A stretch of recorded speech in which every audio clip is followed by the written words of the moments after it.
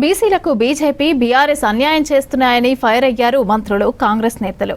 ఆ రెండు పార్టీలు లోపాయికారి ఒప్పందంతో 42% రిజర్వేషన్లు అడ్డుకుంటున్నారని ఆరోపించారు. కోటాపై ఇచ్చిన హామీకి కట్టుబడి ఉన్నామని స్పష్టం చేశారు. బీసీలకు 42% రిజర్వేషన్లు ఇచ్చే స్థానిక ఎన్నికలకు వెళ్తామని అన్నారు మంత్రులు, కాంగ్రెస్ నేతలు.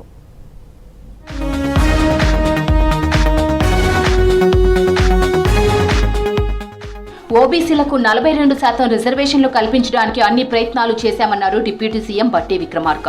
గతంలో బీఆర్ఎస్ చేసిన చట్టం ఓబీసీలకు ఉరితాడుగా మారిందని ఫైర్ అయ్యారు. బీజేపీ బీఆర్ఎస్ కు బీసీలపై చిత్తశుద్ధి లేదని విమర్శించారు. బీజేపీ బీఆర్ఎస్ లోపాయికారి ఒప్పందంతో బీసీ రిజర్వేషన్లు అడ్డుకుంటున్నారని ఆరోపించారు పీసీసీ చీఫ్ మహేష్ కుమార్ గౌడ్. బీసీలకు న్యాయం చేసే వరకు స్థానిక ఎన్నికలకు వెళ్లబోమని చెప్పారు. ఆనాటి ప్రభుత్వం ఈ ఓబీసీలకి రిజర్వేషన్ కల్పించడానికి ఏమాత్రం ఆలోచన చేసి ఉన్నా ఆ రోజుల ఎన్నికల తర్వాత వెంటనే ఈ రాష్ట్రంలో ఉన్నటువంటి జనాభా కుల గణన జరిగేది. కపట నాటకం ఆడుతూ కాంగ్రెస్ పార్టీ ఏదో డ్రామా ఆడిందని మాటలు చెప్తూ మొసళ్ళ కన్నీరు కాల్చడం కోసం ప్రయత్నం చేస్తే నమ్మే పరిస్థితులు లేవు. ఇవి వాస్తవాలు. ఎట్టి పరిస్థితుల్లో 42% రిజర్వేషన్ ఇవ్వాలనే చిత్తశుద్ధితో కార్యక్రమాలన్నీ కూడా బీజేపీ బీఆర్ఎస్ పార్టీ లోపాయికారి ఒప్పందంలో ఉండి తనదన్న విధంగా వ్యవహరించిన పార్టీలు బీజేపీ బీఆర్ఎస్ పార్టీ. ఇలా కోర్టులో స్టే ఇచ్చింది, దాన్ని గౌరవిస్తాం. సమయం ఇచ్చింది, ఇంకా ఎన్ని ఆప్షన్స్ ఉన్నా అవైల్ చేసుకొని తుదకి 42% రిజర్వేషన్ ఇచ్చే ప్రయత్నం, ఇచ్చిన తర్వాత ఎన్నికలు పోయే ప్రయత్నం చేస్తాం. శాస్త్రీయ పద్ధతిలోనే బీసీలకు 42% కోటా ఇచ్చామన్నారు మంత్రులు వాకిటి శ్రీహరి, జూపల్లి కృష్ణారావు. జీవో 9పై హైకోర్టు స్టే విధించడం బాధ కలిగించిందని చెప్పారు. బీసీలకు 42% కోటాపై వెనక్కి వెళ్లే ప్రసక్తే లేదన్నారు. బీఆర్ఎస్ బీజేపీ నేతలు ఎందుకు ఇంప్లీడ్ కాలేదని ప్రశ్నించారు. సుప్రీంకోర్టుకు వెళ్లే ఆలోచన చేస్తామన్నారు మంత్రులు. ఇప్పటికీ ఆగలేదు.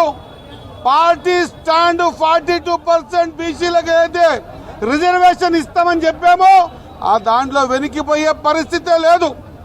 ఈరోజు ఖచ్చితంగా కేబినెట్ కానీ ముఖ్యమంత్రి దగ్గర కూర్చొని 42% ప్రకారంగా ఇస్తామన్నాం, కట్టుబడి ఉన్నాం, కట్టుబడి ఉంటాం.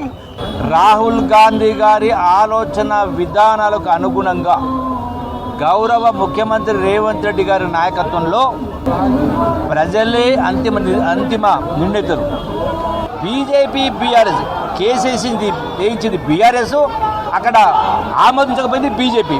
ఈ రెండు ఒకటై ఒకవైపున బీసీల ఓట్లు కావాలి, కానీ బీసీలకు న్యాయబద్ధంగా సమాజంలో జనాభా ప్రాతిపదికన ఎవరి హక్కు వాళ్ళకి రావాలి.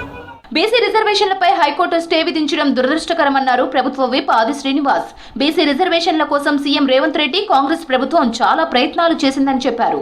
సాంకేతికంగా ఎలాంటి ఇబ్బందులు లేకుండా పద్ధతి ప్రకారం బీసీలకు 42% రిజర్వేషన్లు కల్పించామన్నారు ఆది శ్రీనివాస్.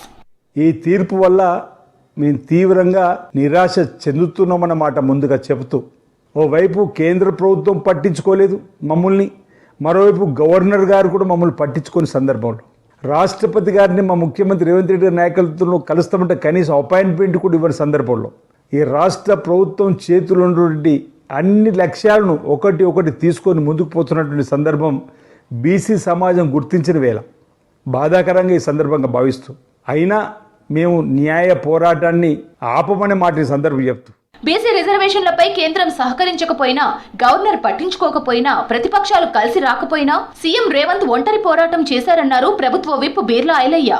హైకోర్టు స్టే విధించినా పోరాటం కొనసాగిస్తామని చెప్పారు. సీఎం రేవంత్ రెడ్డి నాయకత్వంలో 42% కోటా సాధిస్తామని బీసీలు అధైర్య పడొద్దన్నారు విప్ బీర్లా. పోదామని చెప్పి ధైర్యంగా ముందుకు పోతున్న తరుణంలో ఇవాళ హైకోర్టు ఈ రిజర్వేషన్ పై స్టే విధించడం చాలా చింతిస్తున్నాం. అయినా మన గౌరవ ముఖ్యమంత్రి, మన ప్రభుత్వం ఎక్కడ కూడా వెనుకడేయకుండా తప్పకుండా బీసీల కోసం పోరాటం కొనసాగిస్తుంది, న్యాయ సలహాలు తీసుకొని ముందుకు పోతుంది. ఇకనైనా బీజేపీ టీఆర్ఎస్ రెండు కూడా దీన్ని అర్థం చేసుకొని బీసీలకు సహకరించుంటే ఈ దుస్థితి కాదు. బీసీలకు 42% రిజర్వేషన్లకు కట్టుబడి ఉన్నామన్నారు మంత్రులు, కాంగ్రెస్ నేతలు. హైకోర్టు స్టే ఉత్తర్వులను పూర్తిగా స్టడీ చేస్తున్నామని చెప్పారు. న్యాయ నిపుణులతో మాట్లాడి ముందుకు వెళ్తామని చెప్పారు. బీసీల కోటా కల్పించే స్థానిక ఎన్నికలకు వెళ్తామని స్పష్టం చేశారు.